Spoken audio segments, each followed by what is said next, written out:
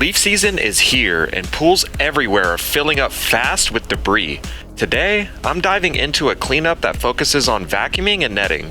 These are the essentials for keeping your pool clear this time of year. Let's get started. First, we'll start with netting. I usually like to start netting first so that after I vacuum, sometimes some leaves will fall on top of each other, get waterlogged, and if I don't net, those leaves will end up sinking to the bottom anyways. So I might as well just net now to knock it all out.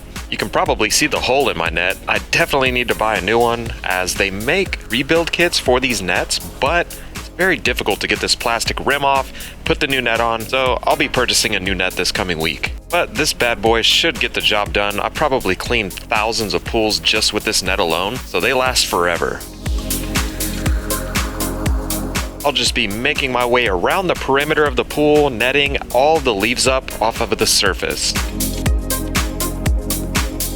And I know it doesn't look like much from the drone view, but up close you can see when it switches to the GoPro how trash this pool is. There are probably 7 or 8 sweet gum trees that hang right over this pool, so for the next few weeks I should definitely have my work cut out for me. After making a full circle and getting all the leaves off of the surface, at least at this moment before the wind kicks up again and blows more into the pool, it's time to switch to the vacuum so we can begin to take all of this debris off of the floor.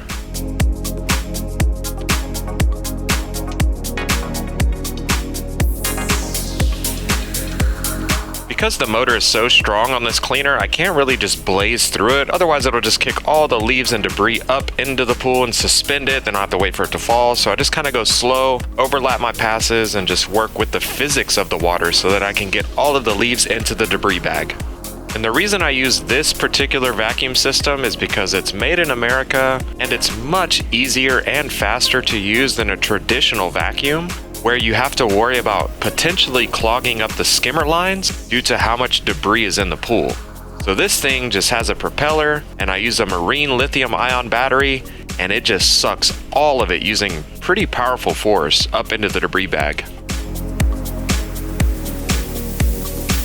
By the way, the vacuum system that I'm using here is the Riptide. It's a game changer for pool care, especially during leaf season. This thing has some serious power to handle heavy debris and make cleanup so much faster and easier. I've cleaned all my pools for many years using this exact system. So if you're dealing with a lot of leaves or tough messes, instead of breaking out the old-fashioned Leaf Master that just uses a water hose or your booster pump from your Polaris, definitely invest in getting one of these things. They will make your life and pool care so much easier because you won't be spending half your time vacuuming. It gets it done very quickly, and it does a great job of even getting fine dust and debris up as well.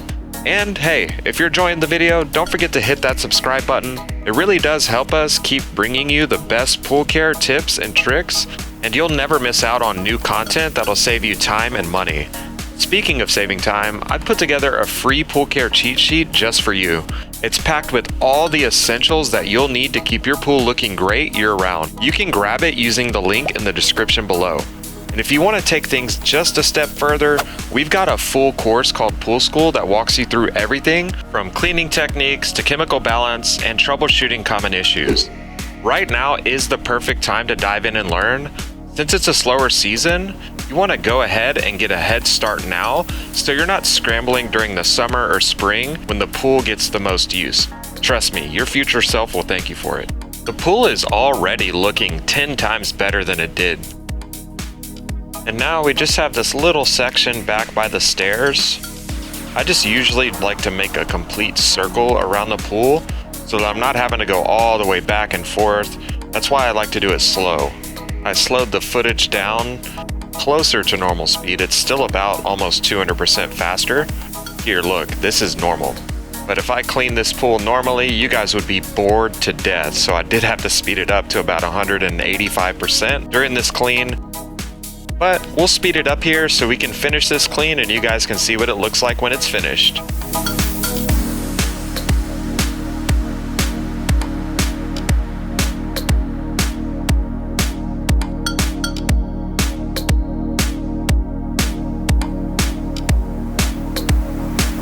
Because the bag was so full, the water wasn't properly able to shoot through the bag like it normally does. So it was causing a lot of differential pressure, and little tiny debris bits were actually flying out of the vacuum and back into the pool. So it was a little difficult to finish this last part up. That's the only downside of having these. You may have to empty the bag more than once, but hey, it did a great job of getting this pool turned around fairly quickly. This whole clean took me about 25 minutes. Just have a little bit more debris here left on the stairs. And as soon as this is done, I will be grabbing my net so I can finish grabbing just a little bit of debris that fell in while I was cleaning the pool, and then also some that I missed with my vacuum. It wasn't too much debris, but it was enough to where I just wanted to get this nice after shot. I was just gonna go by real quick and grab it.